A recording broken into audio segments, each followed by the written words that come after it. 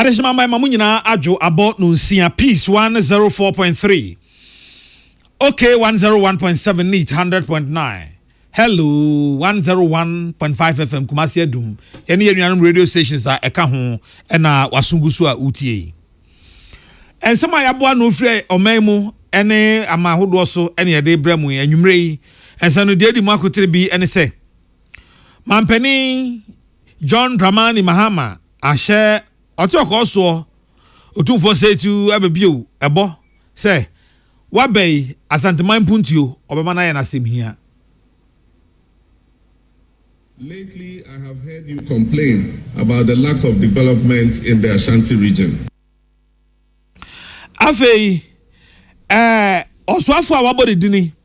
Se onkonkoshe akwani akwante bonsem so kire se eka MPP aban jato hopa no. Enye sika ketwa. Debt alone, out of the 15 billion, look at these details. In 2018, we were owing about 113 million Ghana cedis.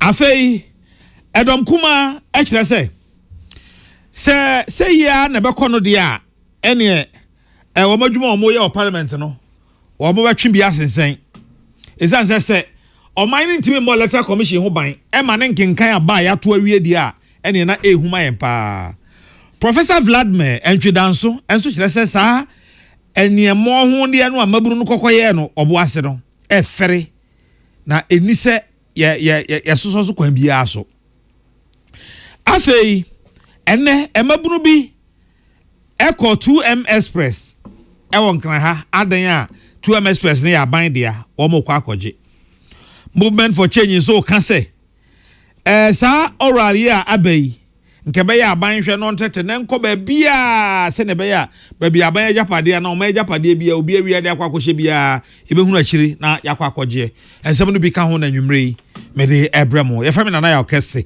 obetumi aframe the cardinal ensem nini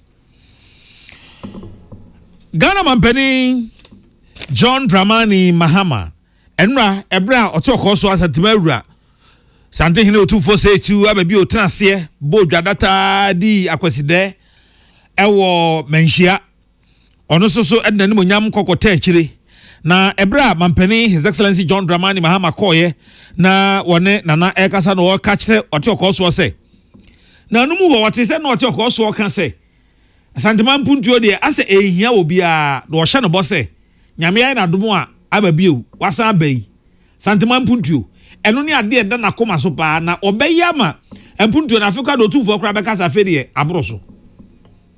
We faced macroeconomic instability, and I remember that at the time, some of the times we had obstacles in our way of bringing stability to our economy and restoring economic growth.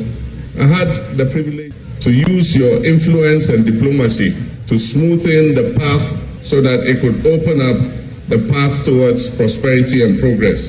And at the time, anytime I called on you, you did not hesitate. And I wish to thank you for the cooperation that I enjoyed with you at that time, and to publicly acclaim and acknowledge that some of the economic progress that we achieved in that period was due to the work that you did. Your Royal Majesty, as we have inherited a difficult economic situation, I'll be calling on you again from time to time. And I know that when I call on you, you will not hesitate, so that we can work together to put our nation Ghana back on its feet. Na minimiye pa se empuntio ye koso asantememu ye abreso no na fa kese no agina wo so na minimse eye den a ye bese hia unyansa ye be hia wakwankyere na ebre no so a ye bese aba mampeni John Dramani Mahama Saka se sewia ayasabia eno obebomodin awie se be ya pressure ya na eda konfanochi aban ya sabia no so no eno ebefiri ho afei aferi asoja fo ya sabia no so eno so obobo no modin awie na ama awokire ya na eba jiso no eno so atumi afiri ho. Lately, I have heard you complain about the lack of development in the Ashanti region. As you have said, Ashanti region is the second most populous region in the whole of Ghana, and Kumasi is the second largest city. And as you rightly noted, in every country, the second largest city is equipped and developed almost as close as the first city. Because in the event of crisis, government must be able to retreat to another city where it can function in order to safeguard the country. There are many projects that have been left uncompleted. The Sewa Hospital is not operational because there's no electricity, there's no water, and the road to the hospital has not been constructed. During my administration, we decided that there was the need for a second military hospital. And that is why we decided to build the second military hospital here in Ashanti in Afari. But unfortunately, it has been abandoned, and for 8 years now, it has not been completed. I wish to assure you that we will tackle it immediately and make sure that we can open the doors of that hospital so that it will ease the pressure on Okonfo-Anokye. Nekrakremu Omampani John Dramani Mahama Eda Santimaya se na anu abai wo mutu no boom ene ma no eno so Oda Santimaya se. Royal Majesty, distinguished ladies and gentlemen, I want to use this opportunity to thank Ashanti. Many might not consider this the stronghold of my party, but in this election, I believe that the confidence and the votes that Ashanti region gave us contributed to the overwhelming victory that I scored. And so I can assure you that you can count on me, and that when we are sharing the national cake, I'll make sure that Ashanti region gets its fair share.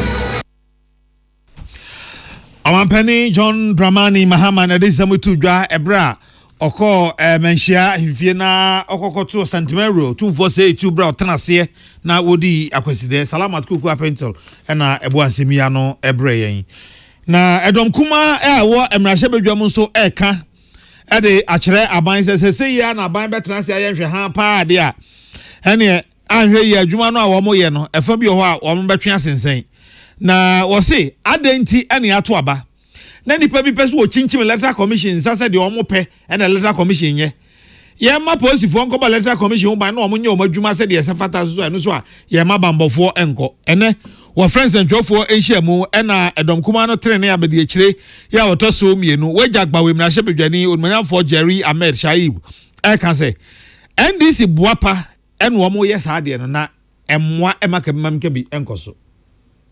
The minority caucus hereby expresses its deep concern about the state of lawlessness in this country in the aftermath of the declaration of President John Dramani Mahama as president of our beloved country. The organized NDC tax, who are inspired by very senior members of the NDC in the presence of Mr. Toto Bikwachi, Lieutenant Colonel Retired Bevulolati, and one Malik Basintali, are often seen invading institutions, locking up offices, and obstructing the Electoral Commission from discharging its constitutional duties, including collating and declaring election results. The latest is the violence unleashed on the EC officials and its properties by the NDC tax, led by its regional organizer and inspired by the aforementioned leaders or elders of the party who should know better. Clearly, the NDC knows that it has lost the Ablekumanot parliamentary election and has therefore resorted to violence with the sole aim of preventing the Electoral Commission from declaring the MPP's candidate.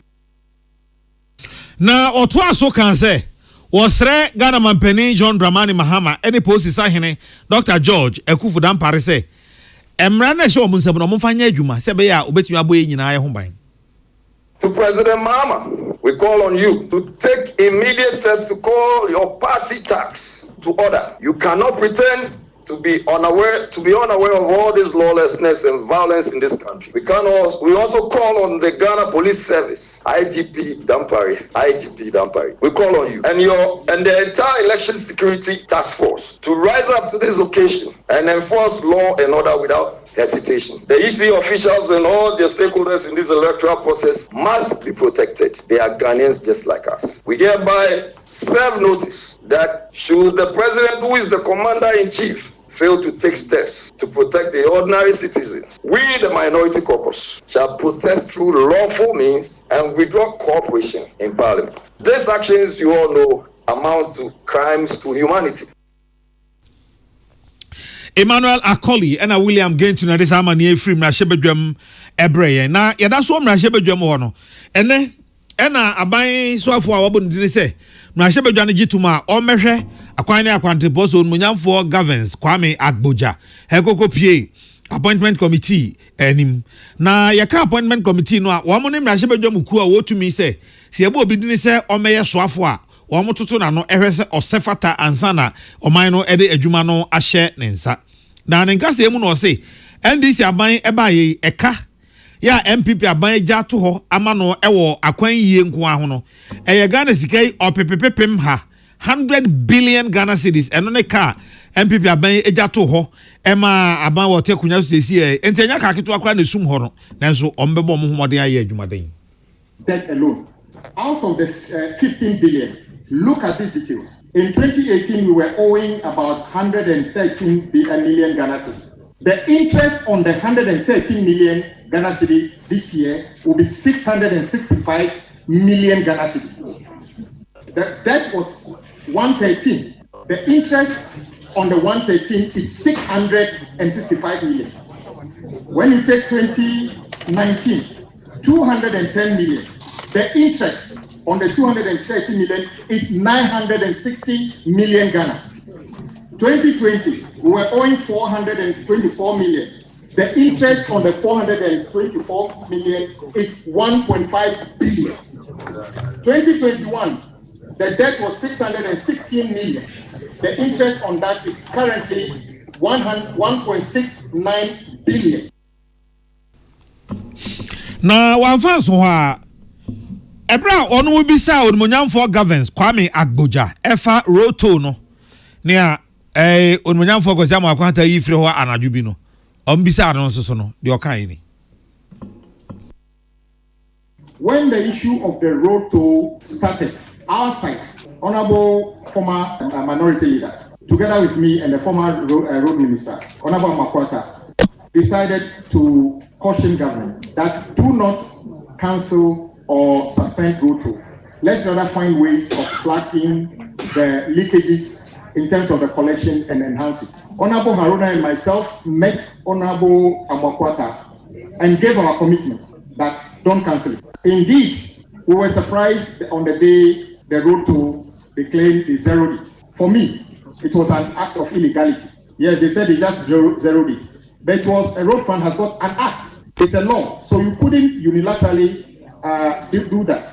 As a result, I believe there was some level of negligence in the way it was done. They claimed road toll was accruing only about 80 million. But today, there are contractors working for government of Ghana who are owed 5,000 cedis within the roadside. Can you imagine how many roadside weed clearers will be paid with 80 million? Na osan ebisa ne bio say akwan bi wo ho a aban ne hyase wanwie na ne bre so ye na sesei NDC aban aba eno so onon be ne den. That we complete ongoing projects. So we have made that commitment and we intend to follow that. But I can foresee a situation where out of need, we may have to start some new projects to address urgent issues. But the first year, our commitment will be to focus on critical road projects which have been abandoned to make them motorable for the use to which it was originally intended. Na ne kwakra mu wonum bisa ne bio say mampani dada ebra na sabra we mampani dada wa ye campaign no o kan say ye obibia ye fe no big push eno eye sika America dollar no opepepepim edu $10 billion eno de be wuro man mu emfie enan entem na sabre ya wa be mampani onye mampani dada bio mu no eno so ebe ko ne sen. It is my responsibility, as I said, to identify critical road projects, package them after design and everything, make sure it meets the required value for money features, and present them to the Minister of Finance for financing. As we are all aware, the big push is a 4-year, $10 billion proposal. The projects that will go into this basket of projects ought to be cutting edge, and the ones that make significant intervention in whichever sector. So they are not necessarily road projects worth 10 billion. They are just big, significant infrastructure projects worth 10 billion. So it equates to about 2.5 billion annually for the 4 years. Na examina yenuanom Emmanuel Akoli and William Gentu and Abuano Edifrim na Shebedwem Ebreyen. Dean and Director of Academics, Ghana Armed Forces Command and Staff College, Professor Vladimir Entry Danso, say Ghana mabunu any extra on Tondodo. Na sadia no, SSC na yesi ano. Professor Vladimir Entry Danso, say Sani nema si kwa de beche yasin kwanta emebuna ma omo so makose nema but yesi o obuase emebuna ma omo so makose nema ablekuma north yeso makose nema eha yeso makose nema sa nema ni nyina ema yenkemi na ekramu no ehihim enu nti obesere pa se mpanifo nhwe wonfo nan ensi fom entu sa enemo ho no ase ena wie yi ebra wone yensamfo abede ekire ma mebia makwafo ekasa o yenkase eboso ena wode sa asemu etu dwa se wo hwe pa se de ene Ghana mabuna meme ho so na ya adwen se yemmu ade emfere bobia nyapani e behoro na firi soro aba besi fom chese atutu asem nema basa no a ehuma Ghana kebam kemi pa jerisi etrase eye ho hwe ha. There's so much indiscipline. You see, democracy, actually, democracy is about to finish. But democracy is rule of law, respect for the human dignity. 92 any democracy, but about 7 years, we are sorry, about our shares, our Anglo, it's a won't buy a moment. You do also here, Kalam says, you Brana Chow, and Yamimu, say, about Kubiaba, now. But apart from the top of test on result, I say a woman of person won't take good buy anyone, and now say, what say, a woman buying our bench, a binary cousin. And so, would you? To me, we have a long way to go in bringing democracy to the doorsteps of people. Okay. Now, one fans who are or twice to say. Sir, Akan say ya de ne na ebe ha dwene pa anti ye mmomodene se ne be ya ye be so sa ene mo ho de no ase eno achi Deputy Director National Commission on Small Arms and Light Weapons Uraje bi Asante enso ka say said ye oman no ya hye entokuro di da mu no na emabunu so to mama wonom ho so sa no e ma ne ye huma ye pa anti ye hwe na ye nya ho bibi ye. When you media, you can one back tuning between amount of them, and then now border no tuning the people need to be the porosity of our border. They will say, well, on a good delivery, I'm not going to be part of any tubing road. I thought that even border one Ankasana, your official border, now amount will be to me immediately in the Baby road, but not Baby from stuff. Yeah, boy, your home is you make to me at the dark one on the Bay, near woman with that, it sounds so. And you see, I mean, because they will bother the media. I think they say a plow, a lubo, paga. Then you can't come them up portfolio and a commission on a office or you have to take officers or what? Yeah, boy, you just falling in a possible. Na za nkomo nyina ewie ye mpram to bre kase boso na mamibia makwafo ene mpanifo twetwen ya ye de abremo na emabunu bia osusu omo ye NDC amanyoko na chitafo ene wonom Kwame Nkrumah circle baby a 2M Express for o matan kese ne gina no adan a o say 2M Express no so aban dia na sa o mo ho na didi bia kopim se aban adan ne idi a ene o mo so sori ho na o mo so o aban aba no o nya bi eni is as a come there ya pa na general manager 2M Express Owura Joseph Obin HRS emabunu yi ye do mampani John Dramani Mahama si akonwa so anche kura no mo ba ho se 2M Express na ya ban dia o mo nimpa se ya ban dia nti o mo ba aba beje o mo di kan mo se o adwaye no ene ba bia ye hu yie na e wo 2M Express wo ya ademu ho no ene o ye o mo dia ye beje ye firi ho na dia wo mo se cars no isi on kura san ya ban dia 2M Express na ya ban adwuma enti no e ho soso no o mo pese o mo je e ho ni nyina efa na o cheche na asem se yi e de kire Peace News. The late Daniel Chombuaje was a member of parliament for Bantima on the ticket of NPP. So they feel assassin through politics and at the Benya back in 2018. So there's change of government and then is their time and they're going to take over. But we thought it was just a joke. On the 7th of January, right after the inauguration of the president, John Dramani Mahama, these people came in again, and then there was total chaos. As we speak, from the 7th, they've been occupying our toilet facility, taking revenue on that. We've been trying to judge with them and try and resolve the issue amicably. But then today, they've invaded the place again and have driven away all our staff, claiming we are supposed to make 1 million Ghana cedis payment to them before they will give us access to work. This is something that is not acceptable, and we want the general public to know it. Now, one fans who are or say 2M Express no one more obviously what you must a chapao and yet necra and tonight you want pass a maburi ebaya or can say eho eye abind the and almost rebambo stronko send a baya and yaman to din.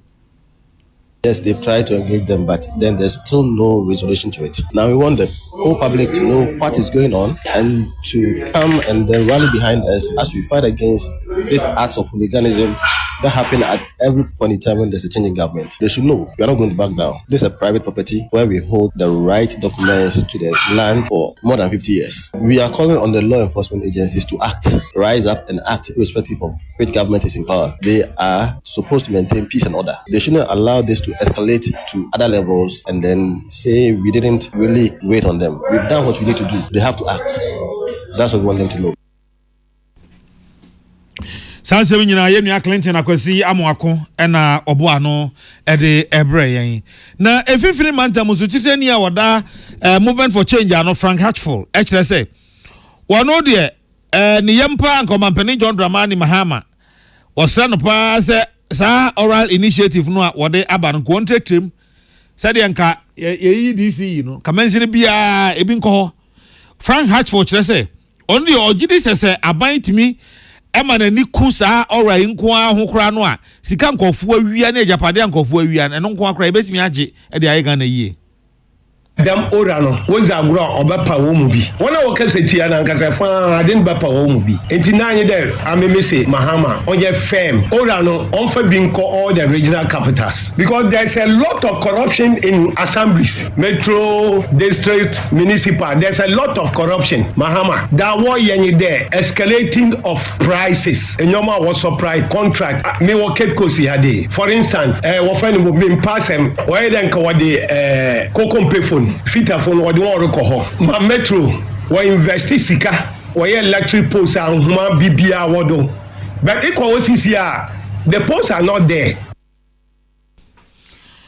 na one fans who are ode ye nua ba salingiza etwetwe nkomo Hatchful esa to aso say ono onimiye pa se ahokere ya MPP aban e de bedwa Ghana fo so no saban we emia nani no entoto ye pa obetumi yi e de afri ho them ye levy no any betting tax, COVID tax, emission tax, no any import levy. Mahama onyi infio, oyi fiwa ne ho betray. Ofi there, Mahama oribe wa shebo we increase expenditure. Na oyi fiwa o che the revenue no that so. Na Ghana fo bia so nyim there e kaw da ho. Enti na there oba pa Ghana fo chaw. The okanyi Kufo ye Mahama can do the same thing. Kufo ye bi obe onri there enyama ho no onye asama ho no onye easy. Enyama bi wo ho a okede nko betwitwom ebinyi da mekeken Ghana fo da wonyi anyi ahoto yi levy ekwabrochi a oho betting tax ekwabrochi bebia betting tax oho yenu aba salingiza and odi we say ebre yen ko kwesi mintima eno watoye mantemu na hye bedwani lawyer Philip Fifi Backman abo committee no a mampani ayi wonom se onhwe na wonsusu ensachiraye ya sese de ba ye mamra 1992 constitution review committee wose omo sa committee no mampani nya ni so ade hu te no eye papa no so hwe omo nsusu a ye de omo ate committee no ye nkofo a omo ti abobbe ehye se sa nkofo yi omo nim de kwa animu pa ebeboa ama adwuma no ye de ahye omo nsa no onom aye ni yie na omo ye so no omo ye ni yie a Ghana ene bedi hu mfaso Ehwe committee the membership of the committee na oye nkofa nyame na adom wo nyimidzi papanara ewo oye embrasem ho na onye no totoe ho, and they have experience, not only nyimidzi but experience so ewo ho nti wo bohwe ewo the constitution no ogro otide nyipa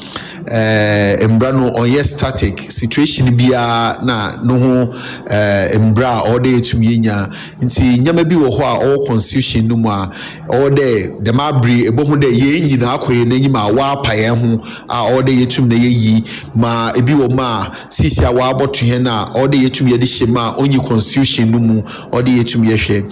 Fortunately for us ye nya them committee ni bida was set up them constitutional review committee a wo ye adwuma ti president eyinma we you won hwem na eba wonom so ayebu omudin say dashi bi omo meya ban ka chempanifo no a eno so say na lawyer Fifi Philip Backman ekai na wo be yin here na e be nya abotar. Sometimes it is not about ewo the leadership position ebotum aboa also adwene ewo akoma ewo after obi ana akoma na de huni nyide opeda o man no fa ne tampefra yentum here na ye nkotena ho oye de na nyipa kro na wo be yin obiara wo be yin no wonyimdi ana ewo wonyanse ye ewo obia opede oboa ma ye kodo no etumi ya akọ just Friday me fi Accra me be me constituency Ekma one opera contest no way nkoko 11 me woni share me woni ken there we now qualify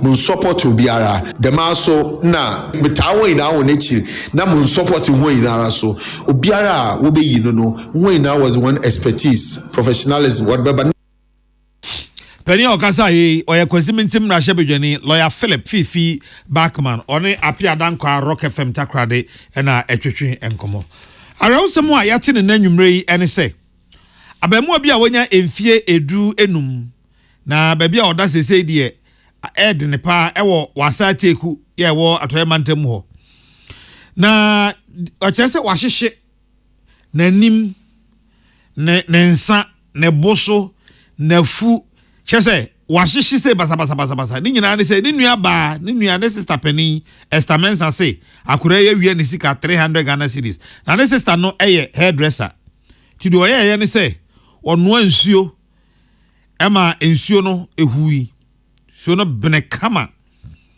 eben wie ye no eno o ya mako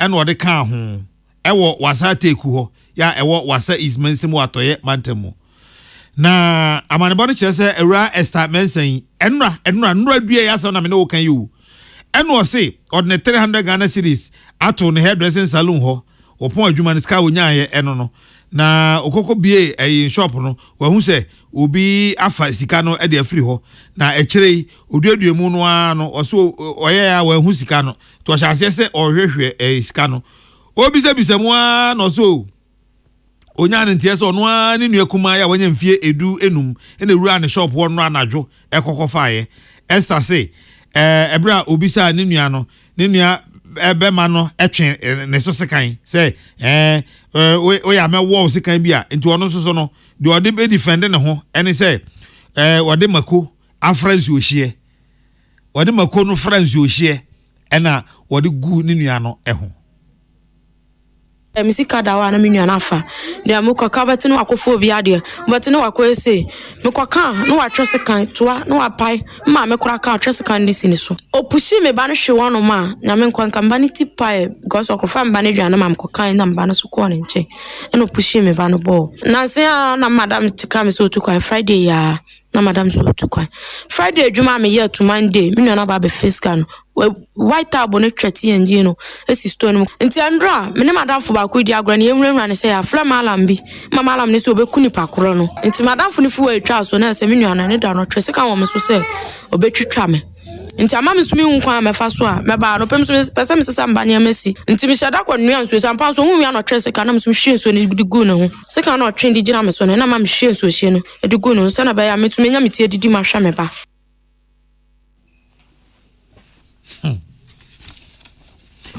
Listo wela waje da Costa eno de asem we efri wasateku ede ebreye na ene anwumre ye ena America man mu so o ma ye nhyehyeye na nhyehyeye o ye ne se o man pani otoso aduanan enson Donald Trump togbiga wo mo ye nhyehyeye edi no esan esi akonya so said ye man pani o ye ababio no sa pepepe na Donald Trump so eye ababio oba ye no oba bedi ne mfie 9 ene etu no wie ye sa ko fie 2020 okoya anye yie ene osan eba bio bebo ntoa ye ya na America fo ete nase eto aba ema no ene Donald Trump aso afremu ehwai ede akere America man ne se oba be ye adwumaden no abo America ho ban no asum America adehye. The golden age of America begins right now. From this day forward, our country will flourish and be respected again all over the world. During every single day of the Trump administration, I will very simply put America first. Our sovereignty will be reclaimed. Our safety will be restored. The vicious... I, Donald John Trump, do solemnly swear that I will faithfully execute the office of President of the United States and will, to the best of my ability, preserve, protect, and defend the Constitution of the United States. So help me God. Na ebra o sai wie ye no eno se si awa bai na ni so ade hunu pa ne se oma America ba be ye man bi e be ya kono obi e be ye ho ase ufiri America man mu eno ne ade a esi na ni so a wo ba be ye no oba be ye America ebe ma manfo anya adwuma ye amanfo ho ato wo mu no oba yi de esom ene esom. The golden age of America begins right now. From this day forward, our country will flourish and be respected again all over the world. During every single day of the Trump administration, I will very simply put America first. Our sovereignty will be reclaimed. Our safety will be restored. The vicious, violent, and unfair weaponization of the Justice Department and our government will end. And our top priority will be to create a nation that is proud, prosperous, and free. America will soon be greater, stronger, and far more exceptional than ever before. But first, we must be honest about the challenges we face. Our country can no longer deliver basic services in times of emergency, as recently shown, and other states who are still suffering from a hurricane that took place many months ago. My life was saved for a reason. I was saved by God to make America great again.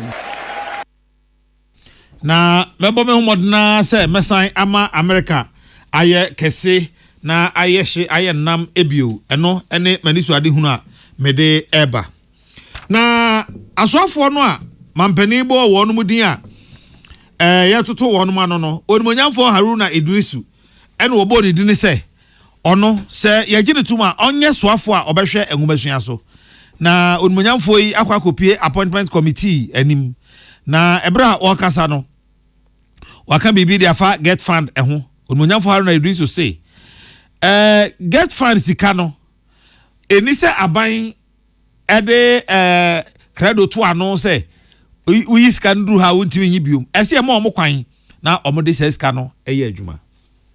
Also nostalgic. Those days in 1997, I was one of the strong advocates with many of our colleagues around here to advocate for the establishment of the GET Fund. Before then, tertiary education was largely public funded.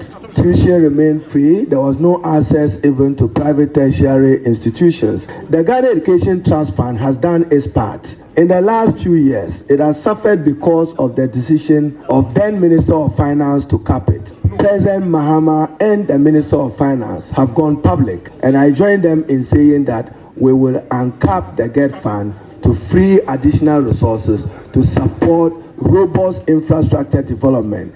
Indeed, mathematically, cap GET Fund today is about 3.2 billion Ghana cedis, 3.2 billion Ghana cedis. And cap it will make available to the Ministry of Education some 7.9 billion, which will accelerate expanded infrastructure. For now, one fans wow, one say beside say free SHS and so every moment one can say Omoba Wamo ebeye ensisa ewom eno so ogyina hen. I'm sure one of the communities in the Winneba area is North America. They have access, the transport systems are networked and effective. It is not so for Ghana. For many children, I'm sure members of parliament even have to buy bicycles to support them to be able to commit to school daily. It means that for some to access this good quality education, they need to do more. So increase boarding facilities for deprived rural areas is important. Review, as announced by President Mahama, is not cancellation. Say, you can say, you have some one and on say, yes, say, you have a bitrum, and Tano dear, as I say, will be a etiasia, Unimuniam for Haruna Idrisu.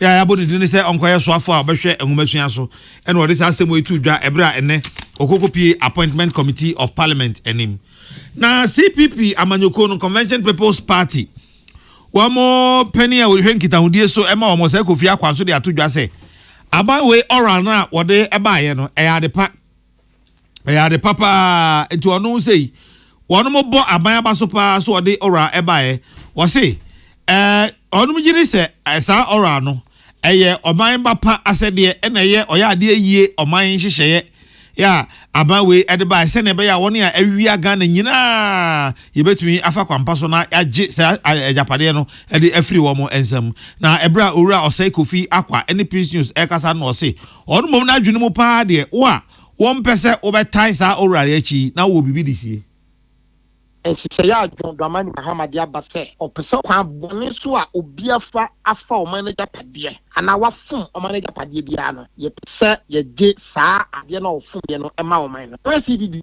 Ye nationalist. You know, say, Tembiano or Minos on Sanka, ye your manager, or Mino, and Sanka, ye your manager. And he said, or Mino, I will quiet the wa. Your mind, sir, and they, sa quiet and cophobia babem, if he said, sa quiet at the Hawk, and Omako to quiet. Walk it to where the and ask them to pay a rock in Mako to Galamsia. Near Catcher, Binance, yes, for your support to acquire so fast. Now, what G and your man go far from now. A year recovery of the Luton, your support to yes, the Jumao, and the Sanfi Jumano, and Kofobi Ajama, acquire Munquadia, the Ghana and you. The aura will not be complete if we don't go back as far as 1966. Or say, Onumpa na Junimudie. Eni se ora no e kan kran kwa ye catch ora John Mahama yes CP before sa ora ya o dia ben kwa de ye tanati bra bia obe hia CP before mra dem bia obe hia CP before say be ye meka no ho na entu na mo bi no CP before aye crowd say sa ye recover all the loot e nkofo ama fun ye japade de dem bia be free bia no be tele so if say o man no hia say the japade a nkofo bi edi nyasakro no awia I was said Dima or Mino, not a man etimi na afe Ghana etimi etabran. Na mama ne nkwankwa say enkan dabi. Anu ho ehia yai. Only sanu mani nyina but enyo me hia pa so ne ye kwaya na ye didimu. Sa kwaya no akofo bi ewuro makwa galamsia na ye o man asase no. Sa nkofo ne yehwe wo mo na ye mo mo ka na ye bo mo ka ye mfa sa tika no ensiesie asase no. Ye wi susu ye fom kodina ko ne mo kwa. Tamra bu bo mo a ye fom ntu. Enya no nko a ye nsu a ehia te bibia.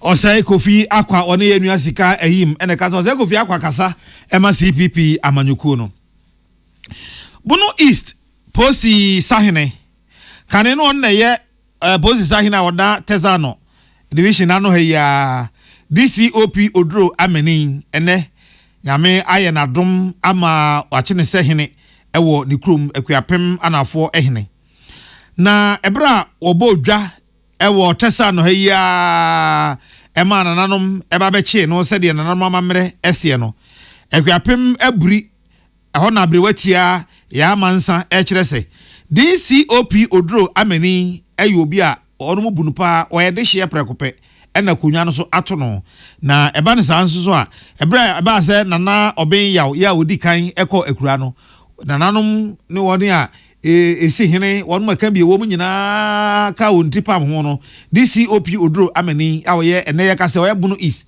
Regional Commander ena onu nyina ani ekokoto nanim enu nti enene amane kwa so na ese wonu chi no ansa no de nakwa kopie ewo ne krom ho na omo esi akonya so se kuru no mu ehene abrewati akire mu sei akire Peace News India na ya ba be se na fi abanken na ko se yam pen fa na mu ya kwa busen mu na e mukasa ya ko mu na so na ebu to se ya be fan ko si yam pen fa na mu ani ti da ma ya ba be ma no so on hele na o si na na mu we fi a she free jim kura tele si na na mu na obeye yi ani ti da ma be sra ban on fa na ma ya o ye yi media da san abe so ma ban bi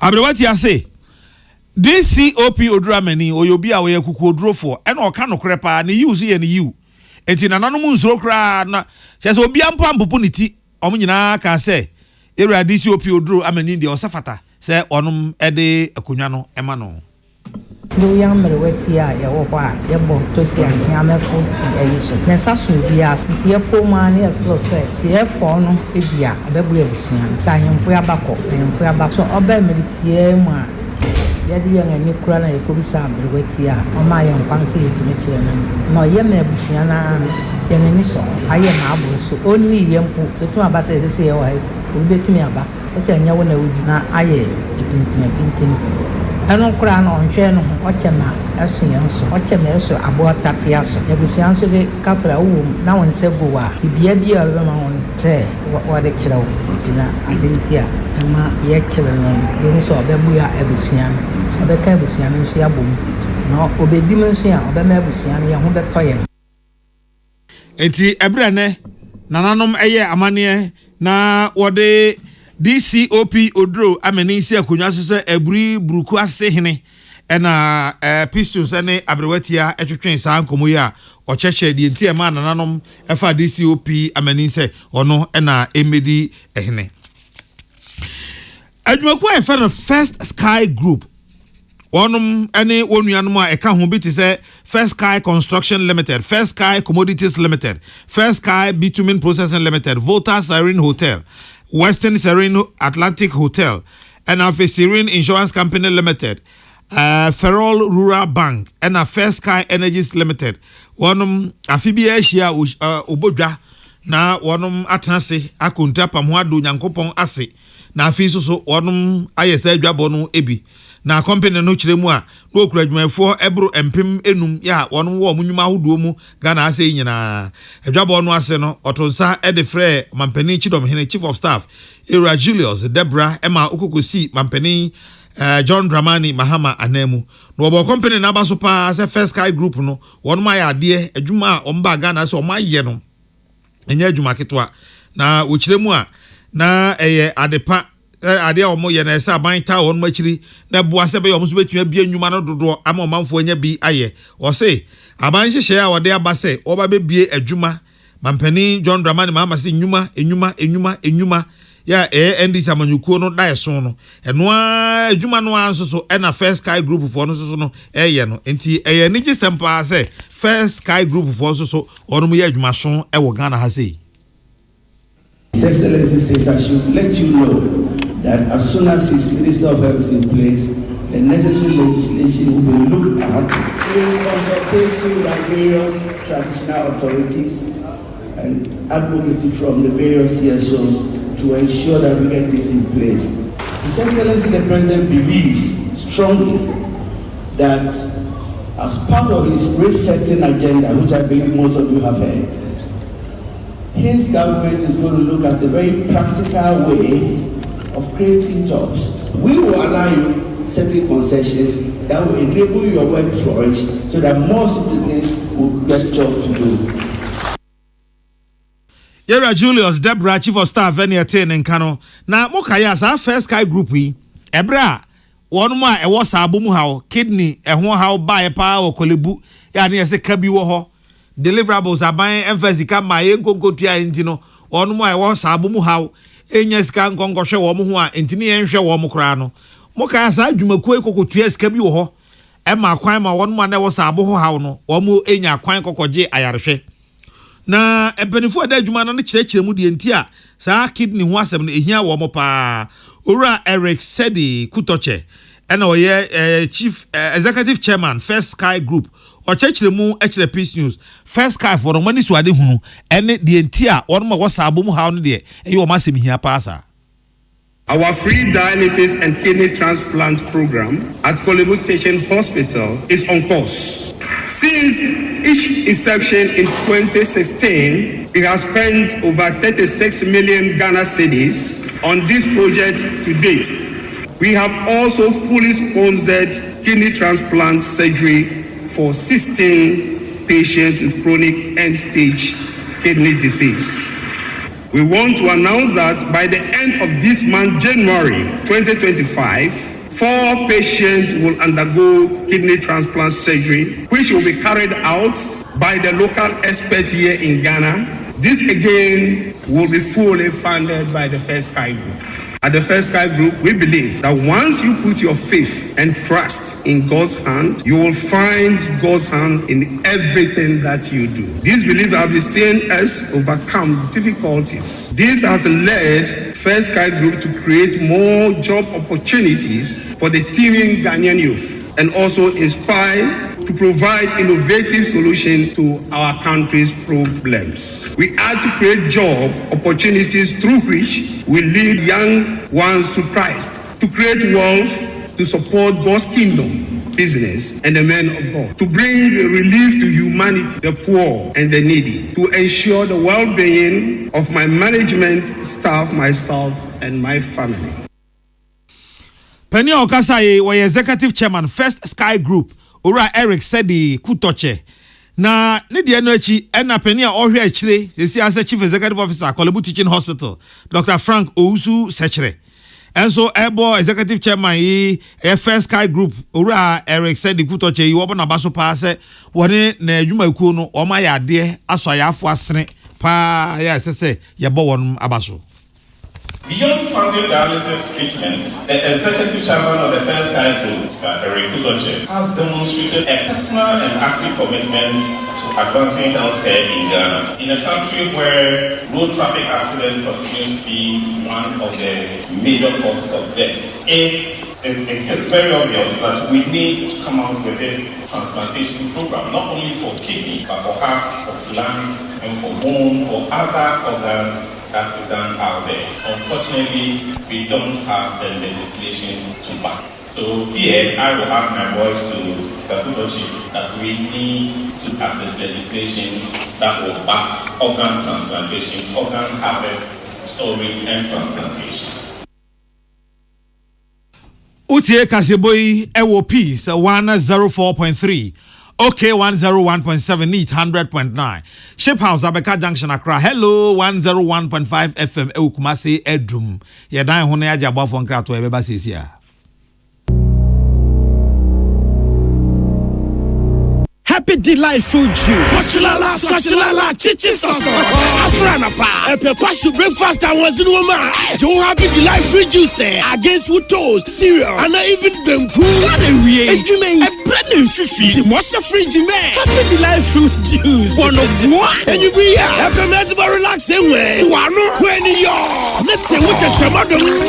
Happy delightful juice. Ofana baby I bring you all day long. One fruit juice. I'm happy delight. One different flavor. Different size. You number 1 liter. Number from 150 and 250 ml. A healthy life shows on your supermarket. Happy life fruit juice, loaded with taste. Tune it in, turn it up, Peace FM, and rip off the knob. Omarisha Yamamo Aquaba and some of the sum when you made the demo. Akutine be and say Mampani John Dramani Mahama. Ashe otikoko so 242 abebi oboso o ashe no bose why nyame na domo awasen abai Asante mpuntu eda na koma so pa o chese MPP aban no eka ojaye e wakwan yie nko aho no eye Ghana sika opepepepem ha 100 billion Ghana cedis a enye ekawa edom kuma no so kire se aban eto na ontimi hwe mo ne nyuma kuo ho ban emo munya adwuma ndi atwa wo moka ebi ti se de electoral commission electoral commissions ya mo ho ban na Ablekuma North asem no kan firi ho preko no na ban ntimi nya dia na ebema edonkuma no ombedwene omadwuma omne aban no eye no ho mienu Professor Vladimir Entwedanso ekire se de nemma bunani atra ye nton no enya de pa ese yehwe ne ka ho asem nemma bunu bi so akwa bawura 2M Express a ewo enkran ha sei adan a 2M Express ne ya aban de anti wono ekọ akwaje movement for change titani e wo finfiri mantam so kire se on enko osra ban pass na da roma sa oral no onfa bi enko mensini bia ne mantam bia mu e wo Ghana ha na aboa ama baby a yawie o man na japade de akwakohye bia no yensan asoso ama yatumi akwakoje yade e de abeye o man no eyi e from nana ya okese which are from the cardinal me na ndeka sebo Ibrahim ha soso e na medemu esie enwumako bi adaroma Oson's chemist or the Oson's garlic capsules e ba be so yasene enwumre MTN say we there for you everywhere you go. Ghana baby abedu amununkum hata hobia MTN so ewo ho. High Sense Ghana say TV na auto, fridge na auto, home appliance bay na auto. Bibia wo pese wuto bia no. Bomoniafo ani ekire High Sense Ghana eho na benya de papa ne bo san eda form. Dolphin roofing system and chance ya de bo dan so. Size any type bia wo pe bia Dolphin roofing eho ene etono. Budget cash and carry. Omo na the Blue Jeans energy drink eba dwaso. Na energy drink a era nanom enum ya no mu de agya yen. Ne enso ye no mo a de agya ye ma, ne ye ma so de agya ye nananom. Saa ne ebe ye no na the budget cash and carry for Blue Jeans energy drink ne de eye amansan nyina eboafo ahoden twom. Raoul's Pharmaceuticals. Omo na the High Lady Virgin Feminine Wash. High Lady Virgin Feminine Wash. Omo de ba edwaso. Na Raoul say mini aba tieni ye o we nya paper sasem tieni ye pa say High Lady Virgin Feminine Wash ya ye kan wasemi esiesie ma ema babia etwa yopo enwuma ya da roma na medical seboyi ebremo na ebo no ngotwe a kasebo no ebeba kasebo etwa to okra beba eno achi meni ma badwafo betranse na ye the platform ato amoso ya da mo se amamomo anitia adehye. Tune it in, turn it up, Peace FM, and rip off the knob. Ego Ghana ma atadwie de de yatedene High Lady Virgin Mixture ane oteye High Lady Virgin Mixture aba High Lady Virgin Wash na yenim deda no omo de ninsuo abeka ho High Lady Virgin Wash esiesie ahemfie ho no na mixture no so esiesie ni pedua no bebia amana ye je sawo pedudu atu a Raoul's Pharmaceuticals e was 0248 707270 ankrankre ko pharmacy shop any herbal shop bia ebeo Raoul's